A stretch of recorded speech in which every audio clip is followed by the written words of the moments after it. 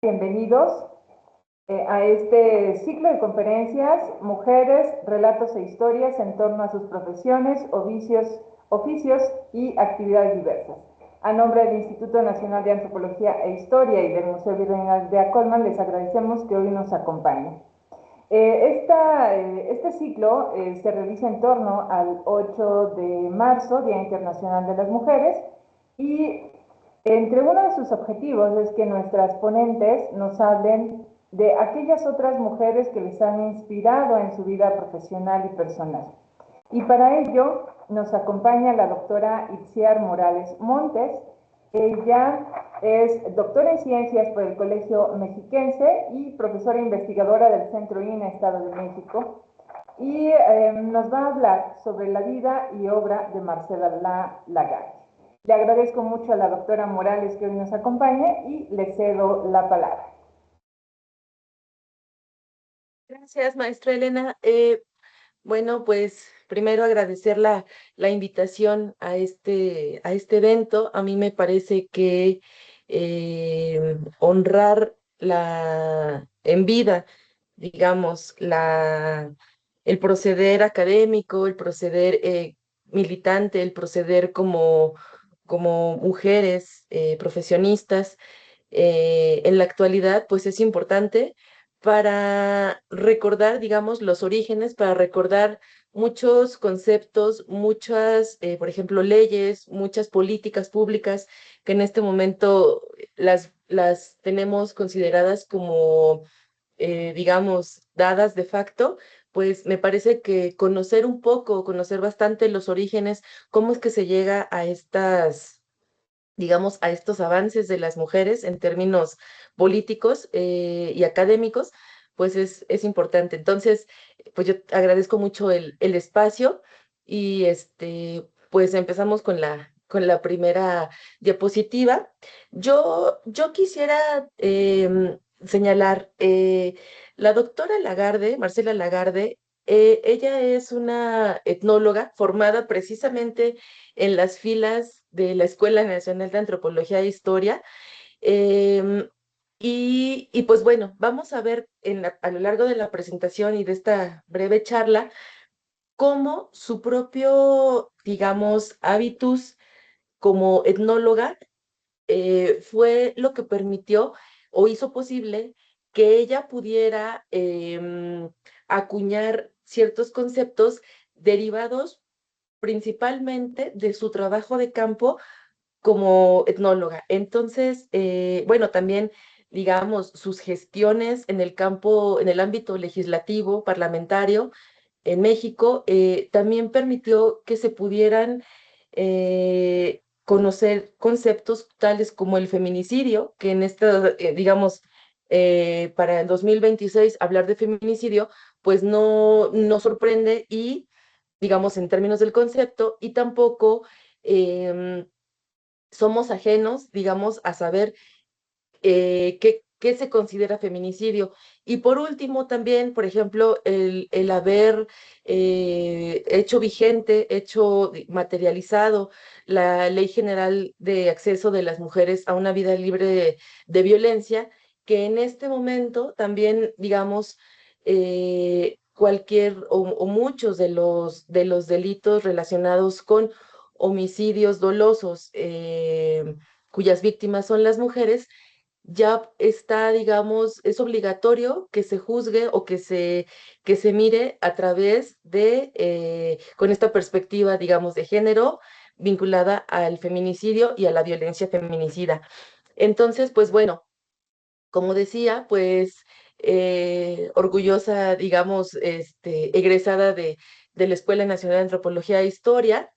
Ella en su juventud lo ha dicho de una manera abierta y sin ningún dejo de vergüenza. Fue miembro, bueno, digamos, integrante del Partido Comunista Mexicano, donde se le ha reconocido como pues una de las principales impulsoras de, de la mirada o del enfoque de la perspectiva de género en aquellas organizaciones políticas que la poste pues derivaron, bueno, o digamos originaron algunos partidos de izquierda en México. Entonces, pues bueno, como lo decía, gracias a su formación como etnóloga, pues ella participó principalmente en la consolidación, en la conformación de la Ley General de Acceso de las Mujeres a una vida libre de violencia, que está vigente en nuestro país desde 2007, que si bien en aquel momento no estaba integrado, por ejemplo, este concepto de feminicidio en el Código Penal Federal en nuestro país, pues bueno, ella o logró con este concepto pues que es el cambio de paradigma, ¿no? En la investigación, en cuanto a la investigación de los asesinatos de mujeres. Y bueno, también algo importante que quisiera señalar es que derivado de su experiencia y su trabajo en campo y de su análisis tan meticuloso, sobre todo de los documentos jurídicos, pues ella pudo también impulsar bueno, como se le conoce, la declaratoria de alerta de género en los municipios y estados, que ahora, lamentablemente, en el Estado de México, pues tenemos al menos 13 municipios que tienen esta declaratoria. Y cuando nos preguntamos en qué consiste, por ejemplo, así, grosso modo, en qué consiste esta declaratoria de alerta de género, pues digamos que son medidas con estos peritajes que ella hace, sentó las bases para poder determinar en espacios, en tiempos y espacios definidos, medidas de acción, digamos, inmediata que tienen que emprender los tres niveles de gobierno para salvaguardar la vida de las mujeres en todos los ámbitos. Entonces, como lo vemos, puede sonar un poco amplio o muy ambiguo, pero el objetivo es erradicar la violencia feminicida. Cuando se habla, otro concepto también acuñado por ella, cuando se habla de violencia feminicida, nos estamos refiriendo a la idea de, digamos, la condición de desigualdad que enfrentan las mujeres en sus ámbitos laborales, en su ámbito escolar, en su ámbito familiar, sobre todo comunitario, por el hecho de ser mujeres. Entonces, ¿a qué nos referimos? A que no tienen acceso a la salud, a que no tienen acceso o derecho a la educación, que son, digamos, participan o forman parte de trabajos precarizados. Entonces, derivado o como consecuencia de una, digamos, desigualdad estructural, pues es que cuando son víctimas, lamentablemente, de un feminicidio, pues se puede estipular más bien como violencia feminicida. Entonces, es importante, la siguiente, Elena, por favor, es importante destacar precisamente en términos generales que esta ley de acceso de las mujeres a una vida libre de violencia eh, se derivó de un lamentable caso que ha derivado, bueno, que generó muchísima consternación e indignación en este país, que se le conoce como el campo algodonero.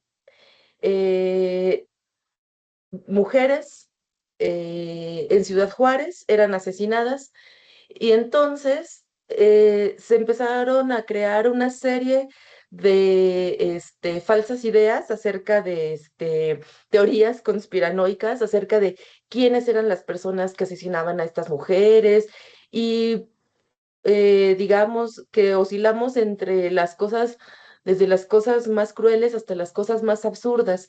Entonces, eh, bueno, al final de cuentas, ni las víctimas ni los familiares obtuvieron justicia, no obtuvieron reparación del daño, no hubo ninguna sanción. Podemos decir que en aquel momento era un caso que se mantuvo impune. Sin embargo, eh, las familias agotan todos los recursos jurídicos existentes en el país y al no encontrar justicia recurren a la Corte Interamericana de Derechos Humanos, quien pues realmente invita a, digamos, decide hacer un peritaje para realmente pues evaluar la política de género. Estamos hablando del 2002. En nuestro país, pues bueno, hablar de política de género en aquel momento era algo totalmente ausente, ¿no? Tanto a nivel municipal como a nivel estatal. Entonces, pues bueno, al final de cuentas, se consideró que que el Estado mexicano había incurrido en omisión, había incurrido en negarles o no garantizarles el acceso a los servicios propios del Estado, ¿no? Ya lo dije, educación, salud, vivienda, trabajo. Entonces, pues el peritaje que realizó la doctora Lagarde pues fue precisamente, digamos, enmarcado en este contexto social y político que en aquel entonces, pues bueno, recordemos que en Ciudad Juárez había un contexto de desaparición, digamos, de homicidio y de bastantes secuelas sociales, ¿no? Que iban desilvanando, digamos, el tejido social. La siguiente, por favor, Elena. Gracias. Y precisamente, uno de las mayores, bueno, yo quisiera puntualizar que una de las mayores referencias que uno tiene, más allá de las publicaciones también que merecen tienen su valor académico, las publicaciones de la doctora Lagarde, a mí me gustaría hablar más bien de la importancia de este peritaje en el campo algodonero para lo que siguió, pues en el caso de la legislación y de los conceptos que ahora lamentablemente se siguen usando, pero que estamos muchísimo más familiarizados con ellos. Entonces, bueno, cuando hablamos, por ejemplo, de que sentó las referencias conceptuales del peritaje, sobre todo, eh, digamos que bueno, yo me aboqué a analizar, digamos, cómo es que ella hizo esta revisión del marco jurídico, es decir, se regresó a revisar toda la normatividad del Estado mexicano para saber, digamos, cuáles eran de manera puntual eh, digamos, en el marco jurídico, cuáles realmente era la perspectiva de género que por mandato de ley se decía que tenían las políticas, pero que en realidad no existía. Entonces, con su experiencia de antropóloga, de etnóloga, pues realmente ella pudo, digamos, enfatizar esos contenidos básicos de la perspectiva de género, pues, y también feminista, pues precisamente para la construcción de los derechos de las mujeres que, repito, visto digamos, en contraste, en el año 2026, pues decimos, bueno, eso ya está, ¿no? En las políticas, eso ya está en el discurso, eso ya está supuestamente, entre comillas, en la práctica cotidiana, pero tenemos que ver que, pues, para estos años era algo completamente innovador y más bien reconocer que lo que tenemos en la actualidad, pues es consecuencia y gracias al trabajo no solo de la doctora Lagarde, pero pues ella fue una de las líderes, digamos, o de las lideresas, pues, que estuvieron al mando de estos trabajos legislativos y académicos. Eh, en tercer lugar, pues, digamos, ahora se habla muy fácil del derecho al derecho de las mujeres, que tenemos las mujeres, a vivir una vida libre de violencia, pero digamos, uno de los méritos importantes de la doctora, pues sería poner tanto la tipología, digamos, poner los tipos y modalidades de la violencia, que a lo mejor ahora hablamos muy fácilmente identificamos violencia económica, violencia digital, violencia patrimonial, violencia física, violencia sexual. Entonces, pues es importante decir que todo este trabajo, digamos, metodológico para eh, poner categorías de tipos y modalidades de la violencia, pues tiene su mérito. Entonces, yo es por eso que quería como recuperar o retomar el trabajo de la doctora Lagarde. La siguiente, Elena, por favor. Y precisamente derivado de, pues de este peritaje que trajo,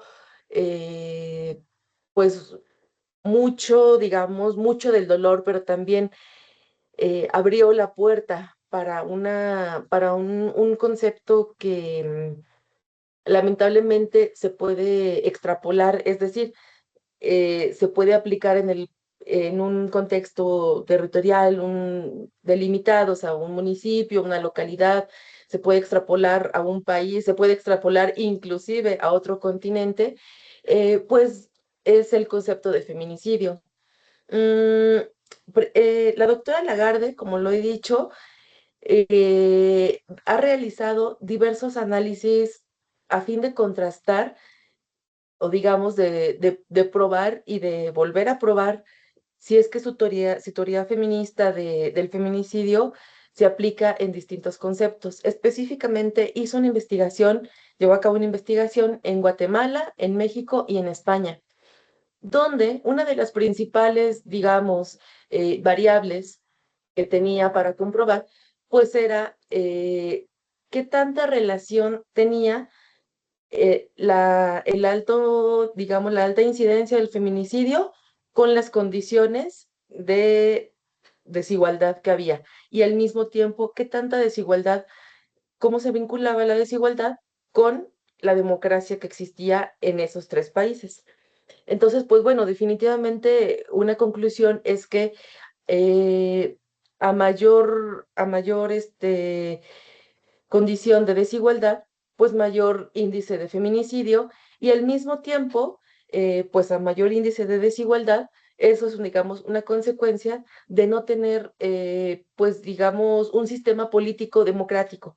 Entonces, seguimos a la espera, digamos, de que su teoría, ¿no? Que al parecer no presenta errores, pero sí es importante recuperar, mientras esperamos, pues que este concepto de feminicidio que en 2026, cuando vemos las múltiples manifestaciones de familiares, de mujeres asesinadas y de mujeres desaparecidas y de víctimas de violencia feminicida, pues ahora es muy recurrente, ¿no? Lamentablemente comprendemos que una mujer fue asesinada, pero a veces no queda muy claro, o sea, cuál es la diferencia entre que una mujer sea asesinada con crueldad por el hecho de ser mujer,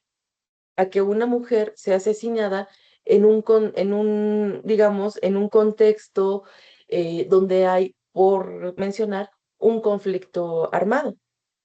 Entonces, a fin de esclarecer en qué consiste el concepto de feminicidio, pues la doctora Marcela Lagarde precisamente nos da ciertas claves donde nos dice, en principio, en términos lingüísticos, feminicidio sí deriva del concepto en inglés femicide, acuñado por Diana Russell y Jill Radford, como ella lo ha mencionado. Sin embargo, considera que el concepto de femicidio se queda corto porque como tal únicamente se refiere al asesinato de mujeres, ¿no? Entonces, cuando ella habla de feminicidio, lo que quiere es homologarlo con el concepto de homicidio, es decir, una persona que ejecuta eh, un asesinato con dolo, un asesinato a lo mejor premeditado o digamos, contra otra persona, en este caso, contra una mujer, y cuando decimos solo por el hecho de ser mujer, nos referimos a que estamos hablando más que decirlo, más que un objeto utilizable o algo que pueda ser como reemplazable, eh, cómo se percibe a la mujer, o sea, como un objeto sexual y como un objeto, digamos, reemplazable en el ámbito de poder elegir, del poder, digamos, del ejercicio del poder. A eso nos estamos refiriendo. Por eso es que ella habla de feminicidio y no de femicidio, ¿no? Como se ha hablado en América Latina. La siguiente, por favor, Elena. Entonces, la doctora Lagarde eh, nos dice, ¿no? El feminicidio, tal que es una forma de genocidio contra las mujeres. Cuando hablamos de genocidio, ¿a qué nos referimos? Que cierta parte de la población es objeto y sujeto de crímenes de lesa humanidad ejercidos con dolo, ejercidos de manera cruel contra ellos mismos por el hecho de ser ellos. Es decir, lo que en la actualidad está ocurriendo en Palestina. Cuando hablamos de genocidio, nos referimos a que son crímenes dirigidos contra la población que habita en un territorio perfectamente bien delimitado e identificable. Hablamos de genocidio porque son practicantes de una religión con ciertas creencias, pero al mismo tiempo con una forma de organización social bastante bien definida. Entonces, pues ellos, digamos, son víctimas, son sujeto y objeto de asesinato, digamos, de homicidios, por ser quienes son. En el caso del feminicidio, pues bueno, estamos hablando de un delito o de delitos perfectamente, digamos, identificables gracias a los trabajos de Marcela Lagarde, que como dice en la diapositiva, ocurren pues en tiempo y espacio, ¿no? Todas, lamentablemente, tenemos contabilizados, digamos, y establecidos o representados de manera gráfica en mapas que se han elaborado, donde podemos señalar en qué tiempo, o sea, la temporalidad, la modalidad y el victimario, este, quiénes son, ejercen los feminicidios. Entonces, pues bueno, decimos que es un daño que puede ser realizado por conocidos o por desconocidos, que eso es importante. Ahora, con tanta, digamos, derivado de todos estos feminicidios, nosotros podemos hablar de la ley Malena, de la ley Ingrid, de la ley Sabrina, o sea, son un montón de leyes que llevan el nombre de las víctimas porque pues en su momento no tuvieron justicia. Entonces, cuando ahora esta cuestión de la ley del acecho, por eso hablamos de conocidos y desconocidos, porque muchas veces antes se pensaba que los feminicidas eran personas, digamos, enfermas, con cierto daño cognitivo, que eran personas que no estaban integradas a la sociedad, ¿no? Ahora nos damos cuenta que pues que son son seres humanos, casi siempre son hombres o son hombres integrados a la sociedad, con trabajos ordinarios, pueden ser nuestros, ¿no? Son muchas veces colegas, compañeros, pues de algunos hobbies, ¿no? Y en este momento, pues conviene mencionar precisamente el caso de el feminicidio de la doctora Raquel Padilla Ramos, quien fue una doctora en antropología social. Ella estaba trabajando para el centro INA Sonora y pues lamentablemente fue asesinada por su expareja, ¿no? Entonces, pues bueno, vemos cómo la violencia feminicida pues no respeta, ¿no? Trayectoria, no respeta nivel socioeconómico, no respeta nivel académico, y tampoco quiere decir que el feminicida sea una persona antisocial, sea una persona, digamos, un desadaptado, ¿no? O alguien que no esté adaptado a la sociedad. Entonces, pues bueno, vemos que pueden ser, digamos, también el ejercicio de la violencia puede estar ahí vinculado, asesinos individuales o grupales, ocasionales, profesionales. Entonces, pues bueno, ahora hablamos de este concepto de feminicidio, pero yo quería poner el énfasis en cómo es que se llegan a a este concepto, ¿no? Y pues bueno, la siguiente, Elena, creo que ya vamos a terminar o ya terminamos. Solamente quisiera también decirles que, pues bueno, así como hablamos, ¿no? De violencia feminicida, hablamos de la ley, hablamos de esto, con mucho gusto, ¿no? Hoy por la mañana ya se envía la propuesta para aceptar y poner en marcha la Ley General de Acceso para prevenir, investigar, sancionar y reparar el daño por el delito de feminicidio. Entonces, como podemos apreciar, eh, las ciencias sociales, las ciencias que en muchas ocasiones nos han señalado, nos han estigmatizado como, digamos, personas que echamos mucho rollo, pues también tienen, y claro que tienen una razón de ser, y cuando vemos que se materializan en leyes, que se materializan en conceptos que se pueden utilizar lamentablemente para señalar estos crímenes de lesa humanidad, pues creo que nos tenemos que sentir muy orgullosos, muy orgullosas, muy complacidos de tener dignos representantes, dignos profesoras, profesores, y pues sobre todo entender que las ciencias sociales pues también están al servicio de la sociedad y pues bueno, yo quisiera solamente agradecerle a la maestra Elena y pues cualquier cosa que en lo que consideren pertinente que puedo auxiliar, aquí está mi información de contacto. No sin antes pues agradecerles su tiempo y el favor de su atención. Mil gracias. Al contrario, doctora Morales, muchísimas gracias por esta, no recuento, pero sí cuestiones bien puntuales que Marcelo Lagarde nos ha dejado como herencia, ¿no? Y que sigue trabajando en justo en este derecho a vivir libres de violencia.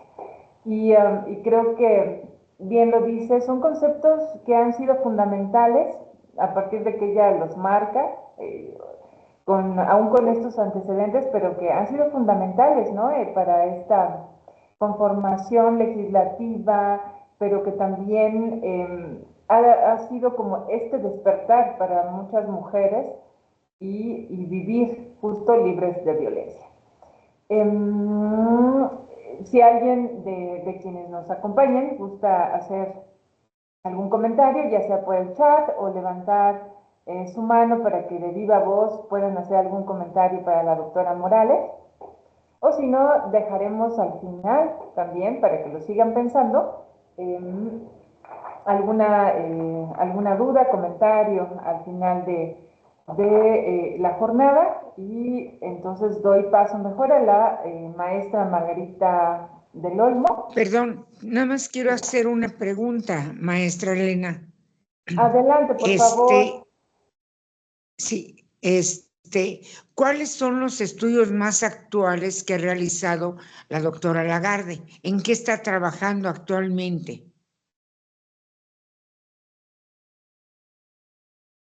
Sí, pues derivado pues, digamos, a raíz de todo lo que la doctora Lagarde ve, más bien como Elena llama, este despertar de las mujeres, ha publicado una colección de 5 libros en la que nos da herramientas concretas dirigidas para las mujeres, para las niñas, y nos habla, digamos, de cómo ser muchísimo más poderosas tanto en términos personales como en el campo político, como, y bueno, por ejemplo, se llama Claves feministas para el empoderamiento de las mujeres, claves feministas para la autoestima de las mujeres. Entonces, es interesante porque, pues realmente son, vamos a decirlo así, como cartas, ¿no? Quizás algo que ella en su momento o su generación no tuvo, no tuvo este acompañamiento, esta forma, digamos, de comprender al mundo como, no como un consejo que daría una mamá, sino como un consejo que daría quizás una amiga que ha tenido una experiencia de vida bastante amplia. Entonces, es interesante ver estas claves feministas. Son compendios muy breves en las que pues ella también pone ciertos puntos sobre las IES y contribuye a la liberación, digamos, espiritual, política y de acción de las mujeres.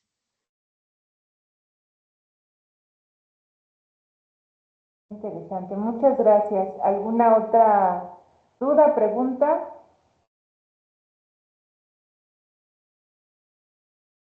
Bueno, yo quiero hacerte una, doctora. ¿Qué de este gran compendio de la doctora Lagarde, metodologías o este campo que ha estado trabajando, te sirve a ti o te ha inspirado a ti para desarrollar tu investigación o tus investigaciones en el centro INA o donde te hayas estado desenvolviendo profesionalmente? ¿Qué metodología, términos o planteamientos metodológicos teóricos que ha mostrado Marcela Lagarde te han servido a ti y cómo te han servido? Pues bueno, precisamente el libro de los cautiverios de las mujeres eh, es un libro que habla, editado pues ya tiene casi 40 años también el libro. Se llama Los cautiverios de las mujeres, madresposas, monjas, putas, presas y locas. Y precisamente habla sobre los cautiverios, es decir, lo que tiene aprisionado, cuáles son estos mecanismos sociales, tales como la religión, la escuela, el matrimonio, digamos, los hospitales psiquiátricos, ¿no? Así en términos materiales, eh, evitan el libre albedrío de las mujeres, evitan que realmente ellas se consideren a sí mismas como sujetas de derecho. ¿No? Entonces, que eso es algo muy importante y eso es algo que a lo mejor ahorita, visto en la actualidad, en pleno siglo XXI, decimos, claro, pues las mujeres somos sujetas de derecho, pero hace 40 años, ¿no? Pues no. Entonces, la verdad es que la metodología que utiliza la doctora Lagarde es 100% feminista, es decir, partiendo de la idea de que las mujeres estamos ubicadas en una situación de desigualdad frente a nuestros pares varones, ¿no? Pero al mismo tiempo, sin victimizarse, o sea, sin victimizarnos, ¿no? Sin decir, ay, pobres de nosotros, cuánto sufrimos, no. O sea, se trata de, digamos, de abandonar esa visión paternalista, de esa visión, digamos, revictimizante al final de cuentas, y adoptar una visión donde decimos, bueno, pues sí, digamos, hay la misoginia, el machismo este sistema patriarcal realmente ha mermado el avance de las mujeres, así como ha mermado el avance de de los varones, eh, pero yo creo que el hecho de partir y de decir, bueno, estamos en condiciones desiguales, no podemos esperar que el avance sea, digamos, parejo, ¿no? Las mujeres tienen y desarrollan dobles, triples jornadas, existe esta cuestión del techo de cristal, ¿no? Que son, em, digamos, todas aquellas limitaciones que enfrentamos desde niñas, ¿no? Por el hecho de nacer mujeres. Entonces, creo que esta forma de ver la realidad, repito, más allá de como víctimas, pues nos ayuda a entender realmente en qué postura estamos las mujeres y, y más allá decir, bueno, cuáles son todas aquellas limitantes, barreras que tenemos que derribar para llegar a esa anhelada igualdad, ¿no? Ujú. Sí, bien interesante lo que comentas. Y sobre todo esto que también se complementa con lo que Argelia Montes te preguntaba sobre la última obra que esté trabajando Ujú. Marcela, ¿no? Que puede ser como un compendio de todo este trabajo que he estado haciendo durante todos estos años y que al final nos lleva a vernos algo muy interesante que comentabas, es como sujetas de derecho, ¿no? Sí, Ya no solo es o sí, ¿no? Se busca justo en el marco legal de nuestro país, esta igualdad que bien puede estar ahí, pero no es suficiente con que esté en la ley, o todavía falta otros aspectos, ¿no? Que cubrir en esa ley, pero sí, que si te da este marco, entonces de verdad vamos camino a una igualdad sustantiva, ¿no? De verdad. sí. Pues mira, aquí están, no sé si se ve, Claves claves feministas. feministas para la negociación en el amor, claves feministas para el poderío y la autonomía de las mujeres, claves feministas para liderazgos entrañables. Entonces, pues sí, esta es parte, digamos, de las acciones, de las obras más recientes de Marcela Lagarde, que pues dicho sea de paso, pues les invitamos a leerla. Sí, sí, sí, de verdad debe ser un material muy interesante que sí, no habrá de dejarlos de lado. Entonces, pues bueno, muchas gracias, doctora Morales, muchísimas gracias por este breve pero muy sustancioso paso por Marcela, porque yo creo que te quedaste con mucha información ahí y solo seleccionaste este concepto feminicida, ¿no? Que ha marcado en mucho sentido nuestra historia reciente, ¿no? Y lamentablemente, y que sí es bien importante para nuestro marco legal. Y aquí hay un comentario, permíteme leerlo, de Teresa Riveros. Muchas gracias por la conferencia y gracias por mostrar los libros. Ya tengo mucho que leer. Sí, definitivamente. Es una referencia bibliográfica que no debe de pasar desapercibida, ¿no? Para todas nosotros.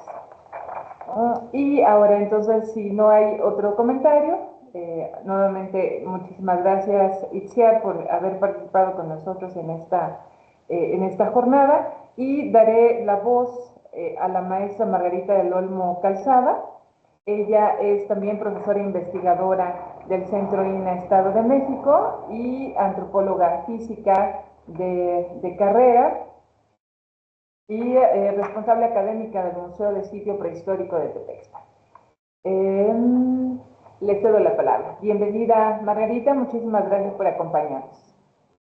No, gracias a ti por invitarme, por hablar sobre las mujeres. Y en esta ocasión, pues yo les voy a presentar el trabajo que ha desarrollado una investigadora que está entre nosotros, que es la maestra María Eugenia Peña Reyes, la doctora María Eugenia Peña Reyes, que trabaja en el Instituto Nacional de Antropología e Historia, que está entre nosotros. Y si bien desde su trinchera también ha estado trabajando pues por la superación, por la educación de las alumnas, de los alumnos y sobre todo por la especialización. Entonces, pues a grandes rasgos yo le voy a platicar sobre su trabajo y el por qué pues es capaz, vamos a hablar sobre ella y de su trabajo, pues. Bien, entonces Les presento, es Maru Peña, que así es como la conocen en los lugares. Ella es la doctora María Eugenia Peña Reyes, que está en la Escuela Nacional de Antropología e Historia como profesor titular en el posgrado de Antropología Física. Bueno, ella estudia la licenciatura en Antropología Física en la Escuela Nacional de Antropología, en la ENA, pero en aquellos entonces, pues era nada más la licenciatura, no había posgrado, no había maestría, posgrado, no había pues absolutamente nada, ¿no? Los investigadores se quedaban con la licenciatura y si buscaban, si se querían especializar en algo, pues tenían que ir a otras instituciones y por lo general, pues buscar en el extranjero. Entonces ella decide irse a estudiar la maestría en la Universidad de Texas, en donde conoce allá al doctor Robert Malina, pues que hace muchas migas con él y sobre todo le enseña muchos, pues a lo que se va a dedicar, ¿no? Después el doctorado lo hace en la Universidad de Michigan, obteniendo el grado de doctora en kinesiología. Les decía, ella es profesor investigador titular C desde 1994 y está en el Sistema Nacional de Investigadores nivel 2. Entonces, a grandes rasgos, pues ese es sus estudios que tiene. Y ahorita les voy a platicar del por qué, se me hizo platicar sobre su vida, sobre ella, ¿no? La siguiente, por favor. Bueno, les platicaba que ella es profesora de la licenciatura en Antropología Física desde 1997. En aquellos momentos no había maestría, no había posgrado, y ella, su línea de trabajo, pues es crecimiento y desarrollo, dando clases de somatología, de crecimiento, desarrollo, ontogenia, antropometría y otras materias más. En la búsqueda por la especialización de los antropólogos físicos egresados de la ENA, que desde 1971 solo se ofrecía a nivel licenciatura, se organiza con otros investigadores, investigadoras, para abrir la maestría en antropología física, ya que para ellas, pues la docencia y que los alumnos tengan estudios tanto de licenciatura como de posgrado, pues era muy importante, ¿no? Ellos pensaban que con la educación, pues siempre se obtienen mejores, pues un mejor panorama de la vida y del entorno en el que nosotros nos desenvolvemos. Entonces, pues les decía que obtienen la aprobación de la Secretaría de Educación Pública en octubre de 1995 y la primera generación entra en el mes de julio de 1996. Todo esto pues con la colaboración de varios doctores, como lo es la doctora Lourdes Márquez, la doctora Patricia Hernández, en fin, varios doctores y doctoras que participaron en esto. Cabe mencionar que los profesores que participaron en esta construcción del posgrado, pues tenían un bagaje diverso porque, como les comentaba, no había un posgrado en antropología física. Entonces, los investigadores que estuvieron se especializaron en ciencias biológicas, en medicina social, en historia, en filosofía, demografía, antropología médica, entre otras más especialidades, por lo que la línea de la antropología física surge como resultado de la historia profesional de cada uno de todos los que participaron en esta apertura. Estas y los mismos investigadores pues siguen participando, se organizan para abrir lo que sería el doctorado y también obtienen la aprobación en el año del 2004. Entonces, a partir de esto, pues ya la ENA ya cuenta con licenciatura, con maestría y con posgrado, para que los alumnos que les digo que para ellos lo más importante pues es la educación y la especialización, ya pudieran estudiarla. Los que no pueden hacerla en el extranjero, bueno, aquí el INA, la ENA ofrecían ya esta posibilidad. La línea en que ella se especializa y en la cual participa como eje principal es el estudio de crecimiento y desarrollo en poblaciones vivas. Aquí, pues, a grandes rasgos, pues estudia lo que es el crecimiento y desarrollo en niños, en niñas, el demostrar que, bueno, que pues el cuerpo humano pues es igual en todos lados, que si tiene deficiencias pues es por nutrientes, por alguna enfermedad o X cosa, ¿no? En cuanto a su labor como profesora, les comentaba que en la licenciatura impartía clases de somatología, crecimiento, desarrollo, ontogenia, pero después ya en el posgrado sus clases van a ampliarse y ella trabaja en el área de cuerpo, forma y movimiento, dándole un énfasis lo que es a la maduración biológica y a los estudios en deportistas en México. En aquellos entonces siempre se platicaba de por qué los mexicanos no sobresalían en el deporte a nivel mundial. Y entonces es cuando se aboca a estudiar y bueno, pues combina todo lo que es la maduración biológica, crecimiento y desarrollo, y entonces ya hace buenas propuestas para que los deportistas y los niños, bueno, empiecen a sobresalir en ese campo, ¿no?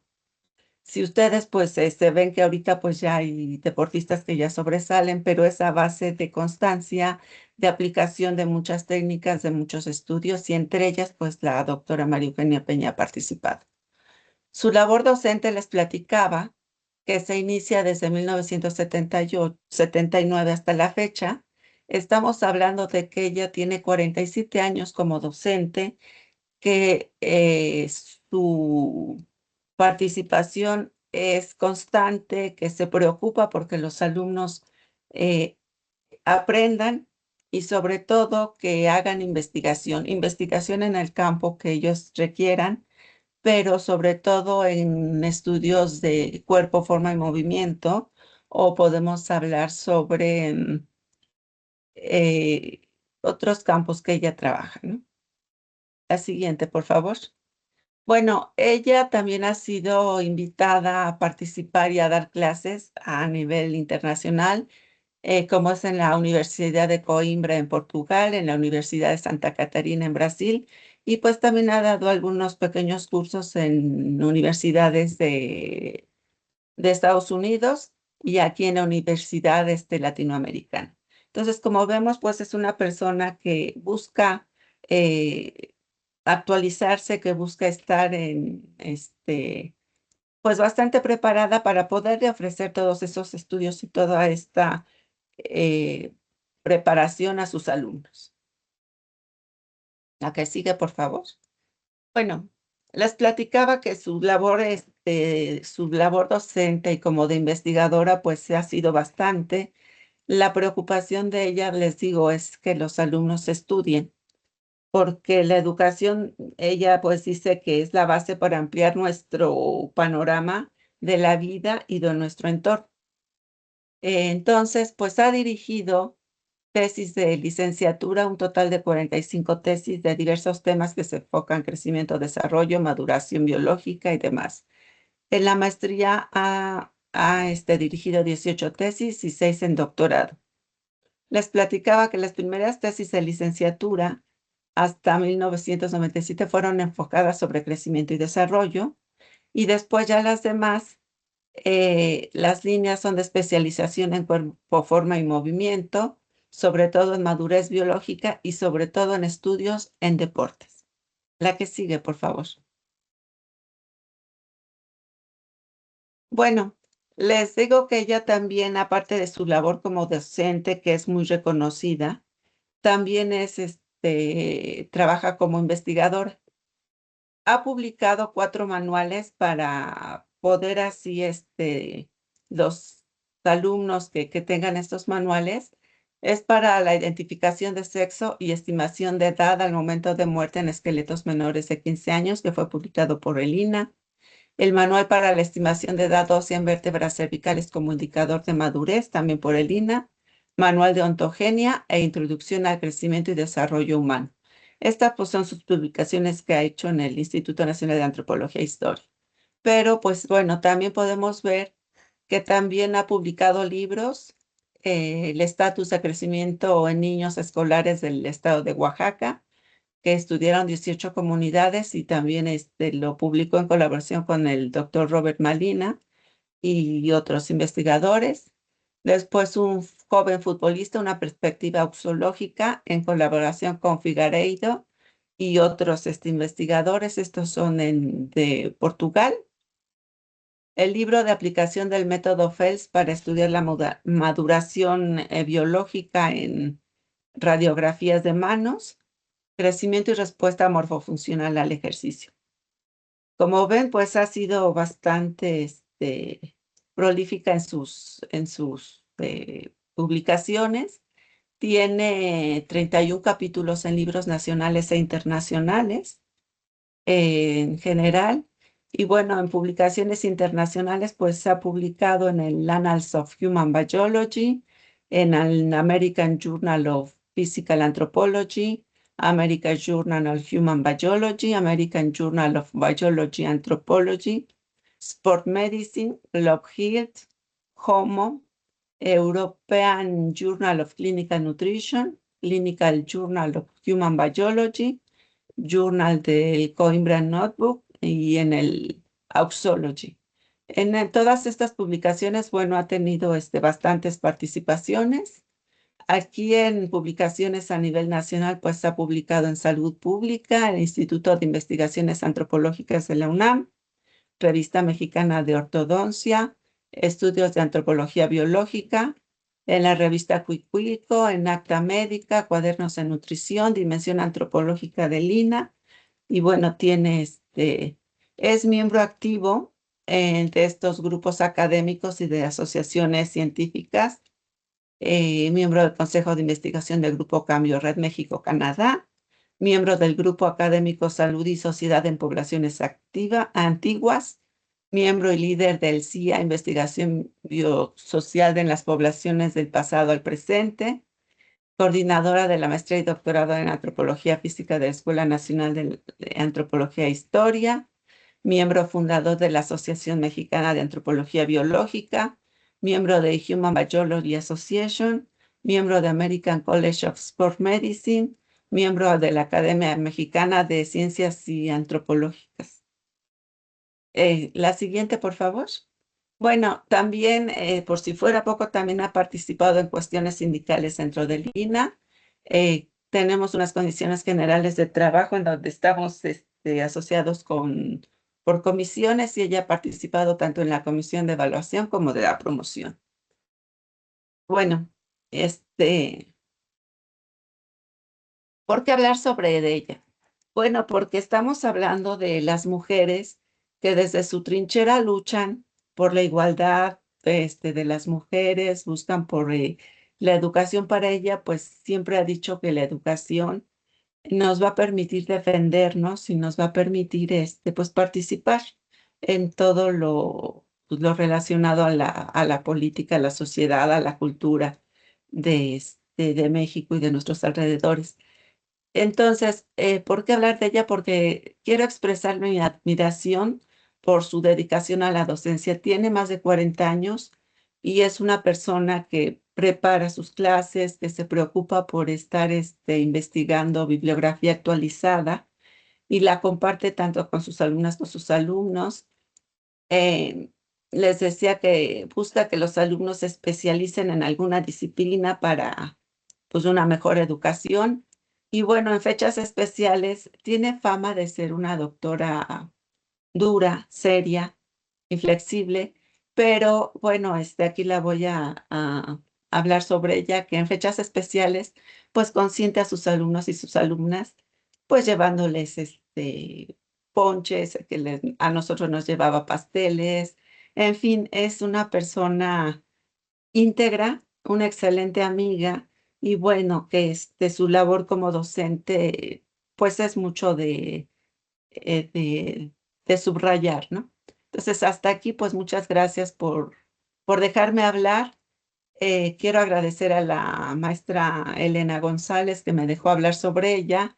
Quiero agradecerle también a la doctora María Eugenia Peña Reyes porque me dejó hablar de ella y por expresarle mi admiración por su labor académica, científica y por ser una excelente persona.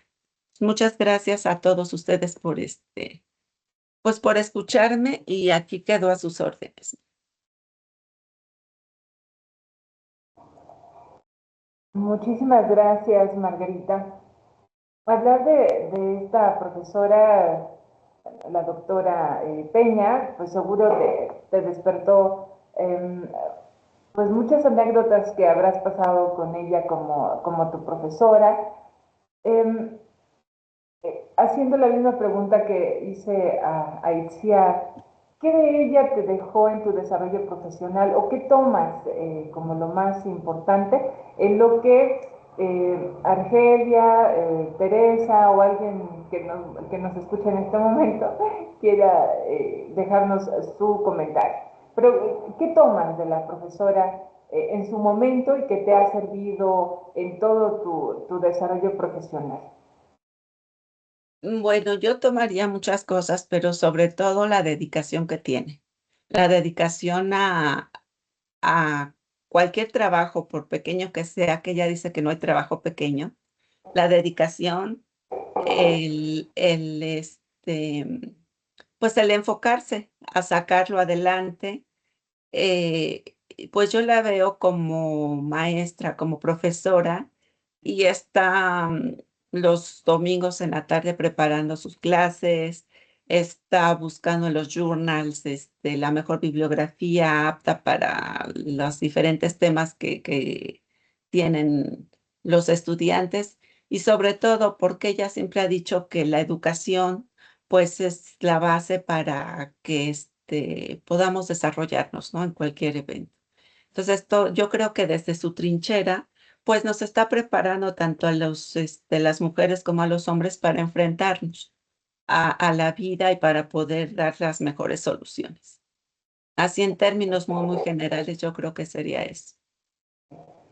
Y que, bueno, has mencionado reiteradamente, además de su vocación como docente, esta búsqueda, ¿no? Por mejorar, y ese es un beneficio general para el Instituto Nacional de Antropología e Historia, su dedicación, pero también el crear los posgrados, ¿no? En la escuela, que es, pues, que fue por mucho tiempo la insignia de la investigación antropológica en México y que con posgrados, claro que se ha enriquecido mucho más, ¿no? La preparación de sus alumnos y de muchas otras ramas que también se acercan a estas especialidades. Em, no sé si sepas cómo fue armando esta iniciativa de los posgrados. Ella ponías en tu lámina como cofundadora de los posgrados. ¿Sabes cómo fue esta iniciativa? ¿Cómo la fue creando? ¿Con quién se fue enlazando? Y también, ¿no? ¿Qué clase de obstáculos se encontró? Porque seguramente hubo algunos, como siempre. Sí, pues la idea la venían desarrollando, les decía, varios investigadores. Pues por mencionar algunos, la doctora Lourdes Márquez, la doctora Patricia Hernández, Florencia Peña, y bueno, no quiero Algunos te faltaron. olvidar alguna, ¿no? Pero todas ellas veían que bueno, que terminábamos la licenciatura, yo me incluyo, porque cuando yo terminé la licenciatura, pues ya, si quería estudiar alguna otra cosa, pues era en la UNAM, en otras cosas, por no tener los elementos para poder estudiar al extranjero. ¿Sí? Entonces, pues ellas platicando que decían, ok, pues si aquí desarrollamos investigación, los alumnos no se pueden quedar nada más con la maestría, ¿no? Digo, con la licenciatura. Entonces, todas ellas estudiaron maestría y doctorado en diferentes especialidades, sin olvidar el centro que ya se manejaban como antropólogos físicos o antropólogas físicas. Esto mismo, el amplio campo de que unas eran que estudiaron medicina social, geografía, historia, filosofía, pues cuando querían abrir la SEP les pedía, pues no había antropólogos físicos que dieran antropología física, ¿no? Sino tenían otro bagaje y les hicieron entender en aquel entonces, pues que era mucho mejor, porque ellas no olvidaban la antropología física, pero podían aportar de otras ciencias para que la antropología física pues pudiera tener más bagaje. Entonces, sí, pues estuvieron hablando, estuvieron haciendo todas estas reuniones. Afortunadamente se entendió y se abrieron la maestría y posteriormente pues vieron el posgrado, ya sabían ahora sí que los pasos a seguir ante la SEP y afortunadamente también se pudo abrir el doctorado. Entonces yo creo que esos son de los grandes logros que no se hablan sobre estos investigadores. Qué bueno que uno dice, pues sí, pues yo trabajo en el instituto, hago mis publicaciones, hago mis cosas, pero hasta ahí me quedo, ¿no? Entonces, ellas estuvieron buscando la especialización de los mismos, de los mismos alumnos. Exacto. Sí, muchísimas gracias, Margarita. Sí, la verdad es que eso, lo que nos has comentado me parece uno de sus grandes aportes, ¿no? En términos generales para el propio instituto, pero también para toda la disciplina de la antropología en México, ¿no? El desarrollar posgrados, que quizá en otras instituciones había o quizá no, pero vamos combinando los planes de estudio a generar mejor preparación para todos los profesionistas en el campo en México, pues es un gran acierto y pues el interés, ¿no? De cómo ha sido marcado tu comentario aquí, el interés que Maru Peña le da a sus alumnos, ¿no? Siempre buscando cosas nuevas que aprendan. Y como bien dices, eso fue lo que también de las cosas que te ha marcado y que te llevas de Maru Peña. Hay un comentario de Tere que dice, muchísimas gracias, Margarita, Sí, qué hermoso. maestra Elena, yo quiero hablar.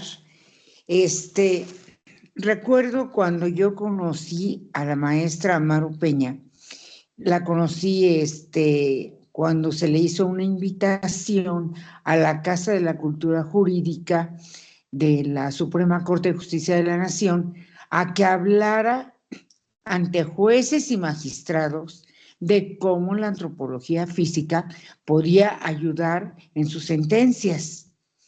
Entonces, yo recuerdo que fue realmente impactante para este grupo de juzgadores escuchar a una antropóloga física que les estaba mostrando otro camino que ellos no conocían. Entonces yo puedo decir que fue muy satisfactorio para ella el haber dado una cátedra magistral a estas personas que difícilmente iban a aceptar que alguien de fuera llegara y les diera más herramientas de cómo hacer sus sentencias.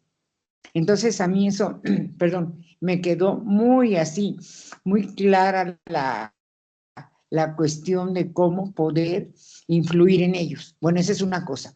La otra, en ese mismo evento también participó la maestra Eira Cárdenas Barahona, que también fue de las fundadoras, ¿verdad, Margarita?, del posgrado.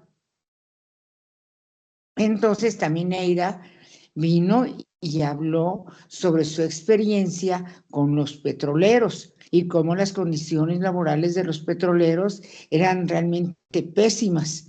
Y también cuando les presenta este panorama a estos miembros del Poder Judicial, pues también fue así como que otra apertura de mente hacia ellos, ¿no? Bueno, ese es por un lado esa cuestión anecdotaria. Por el otro lado, Margarita, te quiero preguntar, ¿qué sucedió con estos estudios que hizo Maru Peña acerca de esta cuestión que comentabas de los deportistas? ¿Por qué esa baja competitividad, o no sé cómo se le pudiese considerar, ¿Qué resultados encontró ella? ¿Lo sabes? Bueno, tal así como resultados, no te puedo decir exactamente esto y esto y esto y esto, pero sí veía, por ejemplo, la aplicación de ciertos métodos, por ejemplo, el de maduración, o sea, el método Fels sirvió para ver que cuándo era el momento apropiado para que a los niños o a las niñas se les pudiera inculcar el ejercicio y que ya lo hicieran de manera consuetudinaria, ¿no? También, bueno, el crecimiento y desarrollo vieron em, si llevaban su crecimiento a parejo que su edad biológica o estaban atrasados. Y entonces todo esto sirve para que una persona que se va a dedicar al deporte, pues tenga todos los elementos necesarios, ¿no? Que se le aplique exactamente.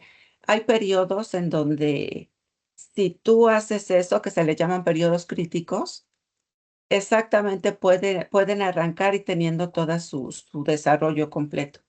Entonces, sí, se hicieron estudios en la UNAM, estudios en CCHs, también se hicieron estudios, por ejemplo, sobre sobrepeso y obesidad en niños de aquí de la Ciudad de México, en primarias. Entonces, se han hecho bastantes estudios, bueno, que no los mencioné, pero sí se toman en cuenta ya. Los antropólogos físicos han participado en diferentes especialidades y bueno, complementando más sobre lo que platicabas de María Eugenia Peña que hicieron estos, también en el posgrado, cuando empezaron a surgir los grupos estos de madres buscadoras, se les dieron clases de cómo excavar, porque no es igual cómo se excava con un pico, una pala y se abre un agujero, a cómo hacer una excavación arqueológica, por decirlo de alguna forma, y no romper los huesos si es que se encuentran, sacarlos de la mejor forma posible. Entonces, todas estas son herramientas pues que se han aportado, ¿no? Desde la antropología física, el hacer una evaluación de un hueso para saber si es humano o no a principios, si es de niño, de qué edades, pues todo esto es parte de lo que se les explicó, se les ayudó a que entendieran todo eso. Y bueno, pues también sin dejar de pasarlo, ¿no? También en eso ha aportado la escuela, el posgrado, las maestras, los investigadores, su granito de arena. ¿Puedo hacer otra pregunta a maestra Elena? Sí, adelante. Margarita, ¿tienes idea de qué motivó a Maru a estudiar antropología física, considerando que en aquella época, cuando ella entró a la licenciatura, yo me imagino que no era una carrera como muy demandada, ¿no? Muy atractiva. No sé si tú sepas qué la motivó. Bueno, ella alguna vez nos platicó que ella estudió para ser maestra de primaria. Fue maestra de primaria, pero le sobraba tiempo, según a ella. Acuérdese que las escuelas daban clase hasta las 12:30, y pues ya después ya no tenía más nada. Entonces se dedicó a ir a museos, se dedicó a ir pues a pasar las tardes. Y en una de esas llegó al Museo de Antropología, vio la publicación para estudiar y bueno, la llamó la atención porque en aquel entonces pues estaban dando, ella pues siempre dedicada a los estudiantes, a las infancias, ahorita veía las clases de crecimiento y desarrollo. Entonces eso fue lo que le llamó la atención. Entre otras cosas, me imagino que no nos ha platicado, pero esa es una de las anécdotas que nos ha platicado, que quería estudiar crecimiento-desarrollo para entender pues a sus alumnos de primaria. Pero después ya fue tanta su amor por la antropología física y sobre todo para seguir el tema de crecimiento y desarrollo y la antropología física aplicada a los humanos, o sea, a las personas vivas, que pues siguió por ahí, por esta línea. Hasta ahí te puedo platicar, entonces pues sería cuestión de platicar más con ella sobre qué más la motivó. Ándale, sería interesante a lo mejor hacerle como que entrevistas, ¿no? Sí, Para que exactamente. contara todo este tipo de vivencias. Y como bien has dicho, esta formación que ella siempre ha tenido hacia los estudiantes, que debe ser sumamente también interesante. Sí, exactamente. Para ella es que un alumno, una alumna, pues aprenda y sobre todo para ella aprenda a investigar, ¿no? Que se especialice en algo. Entonces, esa es, pues su vida se ha dedicado a eso.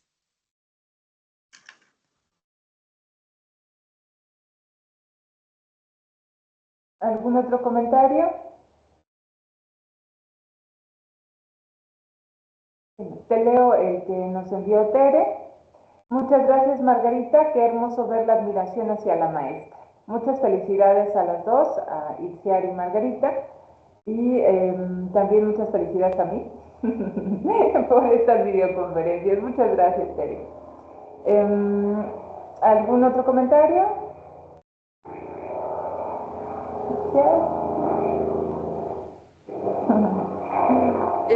Bueno, yo sí quisiera agradecerte, maestra Elena, pues, Perdón, es que aquí llegó un sonido muy intenso. Espero que no se haya escuchado mucho. yo sí quería, bueno, no dejar pasar la ocasión para agradecerte la invitación, pero sobre todo el hecho de que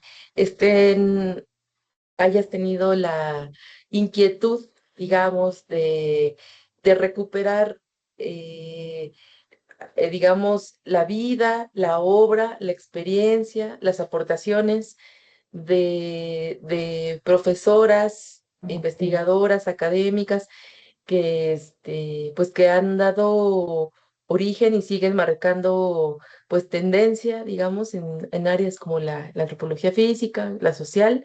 Entonces, pues, agradecerte la, este, la ocasión que nos hayas invitado y que hayas tenido este interés legítimo.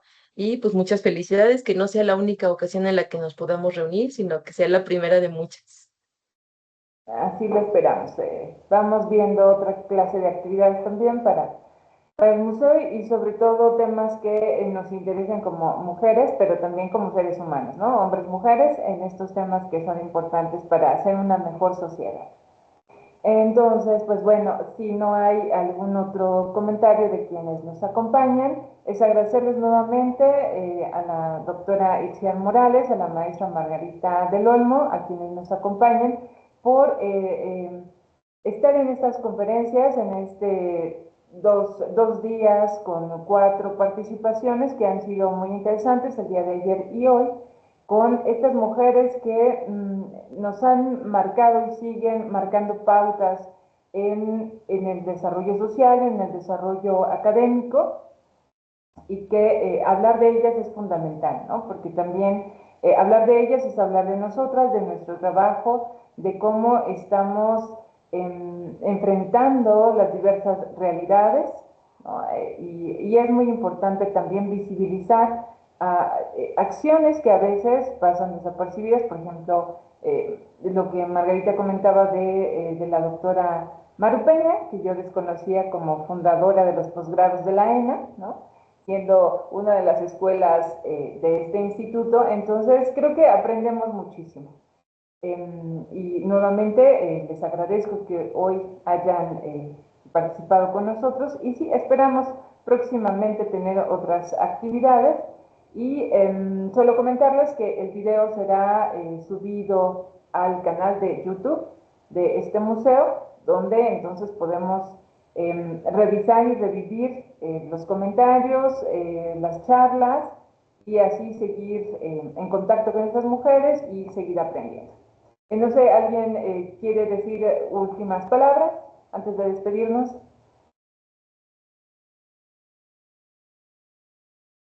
Pues Ya nos gracias, despedimos. agradecerte nada más, gracias. No, muchísimas gracias.